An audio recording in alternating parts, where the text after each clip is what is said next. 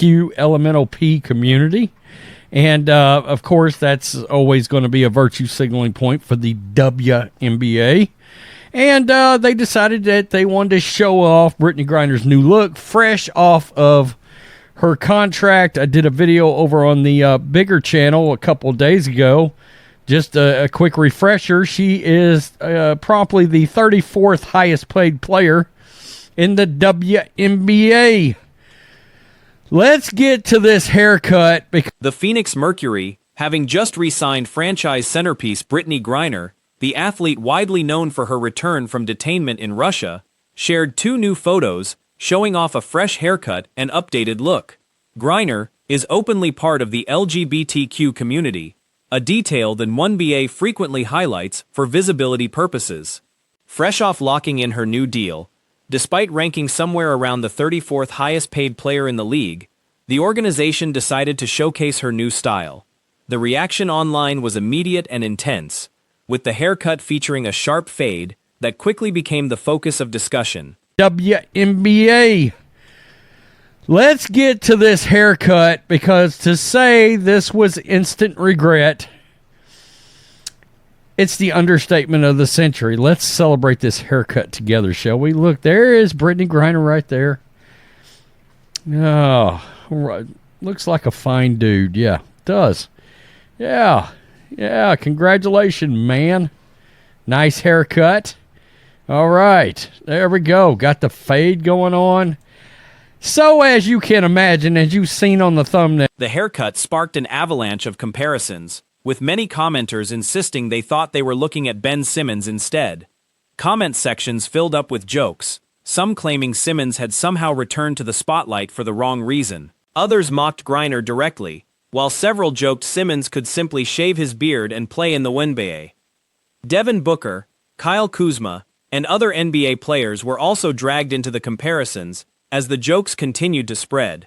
You can imagine, as you've seen on the thumbnail, let's just say everybody thought it was Ben Simmons. Yeah, this morning, Ben Simmons woke up and thought, I'm popular again. No, you're not. Unfortunately, no, you're not. Everybody is dragging Brittney Griner straight to hell this morning, and they're taking Ben Simmons with her. The Simmons comparisons kept piling up as more commenters insisted they initially mistook the photo for him. UFC President Dana White reportedly added a blunt, "don't care" response, reinforcing his indifference. Many users admitted they had scrolled past believing it was Simmons before realizing it was Griner, calling the mix-up unintentionally hilarious.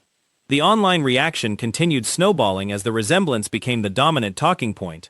With her, him, whatever. Let's get to some of these replies, because they're classic. I mean, this is like, oh, let us put this up, and then, oh shit, what have we done? Thug. Wish she was still locked up where she deserves to be.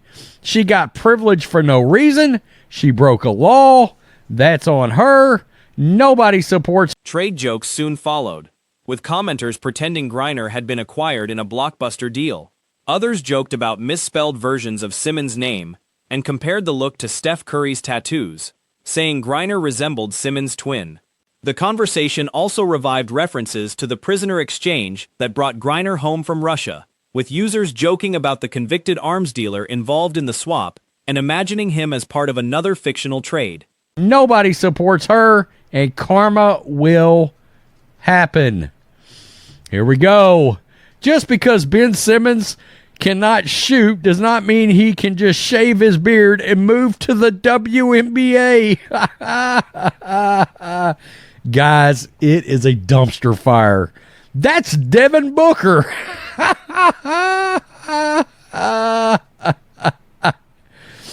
Went in looking like Bob Marley, came out. The jokes expanded to include Mike Tomlin's hairstyle, more Kyle Kuzma comparisons, and repeated references to Simmons.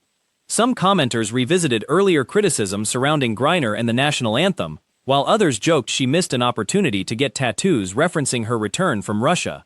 Jason Tatum also entered the conversation, as users continued claiming they genuinely believed the picture showed Simmons before realizing otherwise. And looking like Bob Marley came out looking like Kuzma. Ben Simmons, my guy. Let's get to Dana White dragging her. Let me repeat for the fucking billionth time. I don't give a fuck. I don't give a fuck. Fair enough. Don't give a fuck. I don't give a... Dana White. Ben Simmons. Some comments sarcastically welcomed Simmons to the One Bay, congratulating him for being true to himself. Others joked the image looked like Simmons had somehow been traded alongside Kevin Durant. The comparisons continued with Tatum shaving his beard and repeated remarks about how good he supposedly looked back in playing shape. The online discussion remained centered almost entirely on the mistaken identity jokes. Man, I thought that was Ben Simmons. Yo, I thought this was Ben Simmons for a split second. I'm horrible. No, you're not. I'm here to tell you, the Stephen A., we don't care. Ben? 3 question marks. Finally. Pure cringe. Yes, that's it. It's perfected. It is absolutely perfected. She looks like Ben Simmons. Homie better be dropping. The conversation eventually shifted back to Paul Whelan, with commenters bringing up the prisoner exchange once again while debating the deal that secured Griner's release. More comparisons followed, involving Mike Bibby and Kyle Kuzma, alongside claims that the trade was one of the worst in recent U.S. history. The criticism mixed sports humor with political commentary as the discussion continued to spread. Better be dropping 50 plus for the picks and the package we had to trade for, homie. I love it. This is priceless. This is priceless. My nigga, that's a man. My nigga, that's a man. My nigga, that's a man. My nigga, that's... So happy to see him. They spelled Ben Simmons wrong. My lord. People kept joking that he was finally back and even suggested trading Griner straight up for Ben Simmons. Others predicted media coverage of her return would receive massive attention. Fresh comparisons linked her appearance to a young Kareem Abdul-Jabbar and Desmond Bain before eventually circling back to Simmons once again. As the discussion wound down, commenters tied the backlash to broader political debates surrounding inclusivity and the prisoner exchange completed under the Biden administration. Said to Caitlin Clark is going to have them in shambles. I've talked about this multiple times on this channel. Caitlin Clark's politics is of no confusion. No confusion. Her and I do not vote on the same side of the aisle, and I don't care. I don't care. I don't give a rat's ass that we don't vote on. A separate story involving Caitlin Clark and former President Barack Obama also became a major talking point. While the photo itself attracted relatively little attention, many people focused instead on what Obama reportedly said to Clark during their brief interaction. Despite their differing political views, many observers viewed the meeting as a routine sign of respect toward a former president, rather than a political statement. You know what I want to see Caitlin Clark do? Drop 50 and 20 on all these WNBA players. 50 and 20. I want to watch Caitlin Clark shoot 33-footers right in the face of all of her haters. Oh, but Obama. Oh, but the Obama. Oh, my God, Obama. Okay. We talked about this on the live stream yesterday, John Matrix and myself. I said, John. The discussion also included Angel Reese's account of the same event. Reese explained that her plane had landed near Obama's and that everyone was temporarily delayed because of VIP security procedures. After learning Obama was arriving, she described the experience publicly. Some viewers felt her retelling came across as overly enthusiastic, while others simply viewed it as sharing an interesting behind-the-scenes moment. Talked about this on the live stream yesterday, John Matrix and myself. I said, John, Barack Obama comes up and and is talking to you and somebody wants to snap a picture of that, are you gonna snap a picture with Obama? He said, hell yeah. I said, okay, I'm gonna take a picture with him too. I don't give a shit. Whether I agree with his politics or not, he is a former president in this country. Trump is a current president in this country. Respect should be out. According to reports, Obama pulled Clark aside for a private conversation and encouraged her not to let outside criticism affect her. He explained that he didn't become nationally famous until his mid-40s, unlike Clark, who has faced enormous public attention at just 24 years old. Obama praised her play, encouraged her to keep enjoying basketball, and later posed for photos with Clark and several of her teammates. Respect should be out there as part of the daily vernacular for everybody. It's not, of course. And am I a fan of Obama? Hell no, I'm not a fan. And I don't give a shit. I don't care. None of us care. Nobody cares. I find this hilarious. But before we jump into Caitlyn, we got to get... It's about me. Clark later reflected on the encounter in an interview, describing it as a meaningful experience. She said her group initially didn't realize a speech had been delayed to accommodate Obama's arrival.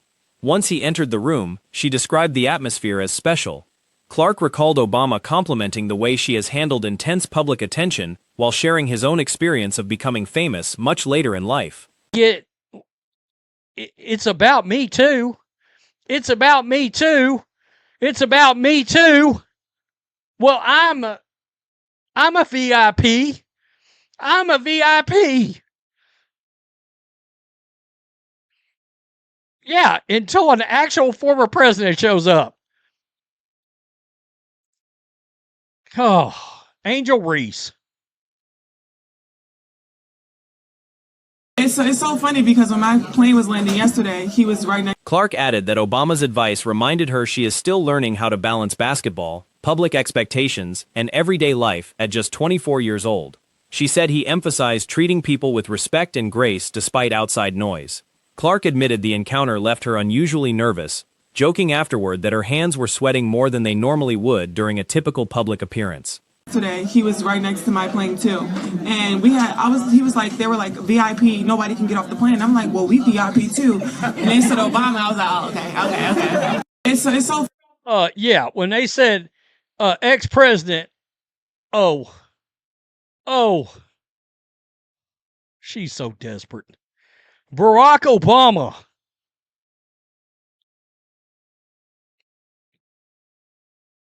Telling Caitlyn Clark to not let the bullshit. Many commentators praised Clark for handling the interaction with maturity.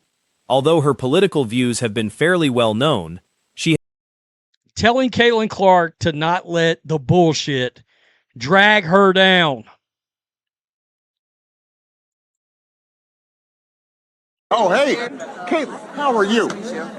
Really nice to meet you. You're great. You're fantastic. Thank you. Don't let all this nonsense get you down. It's crazy. I appreciate it. Yeah, you know, I always say one of the things that was luckiest for me was I didn't get famous till I was like 45. So I was an old man. I mean, the broader conversation then shifted toward Clark's impact on the WNBA itself. Reports throughout 2024 suggested some team owners had questioned the league's financial outlook before Clark entered as a rookie. Her popularity has since been credited by many observers with dramatically increasing television ratings, ticket sales, sponsorship interest, and overall visibility for the league. I was like 45. So I was an old man. I mean, you're my daughter's age. They're not to have that much, burden and nonsense. So don't lose that joy. The game's like the game. And you're a hooper. And you I try, sometimes. No, you always hoop. Thanks. And you're on a nice little run right now. Yeah, we are. Yeah. You mind if I get a picture? Yeah, come on. Ready? Come on. So cute. Wait, guys, get in with me too. Come on. Nice to meet you. Come on. Attention has also turned to whether the WNBA can build on that momentum. Alongside Clark's continued rise, Sophie Cunningham has emerged as another player attracting increased interest and attention. Some analysts now speculate the league could soon develop a third breakout star, helping expand its audience even further and strengthening its long-term financial future.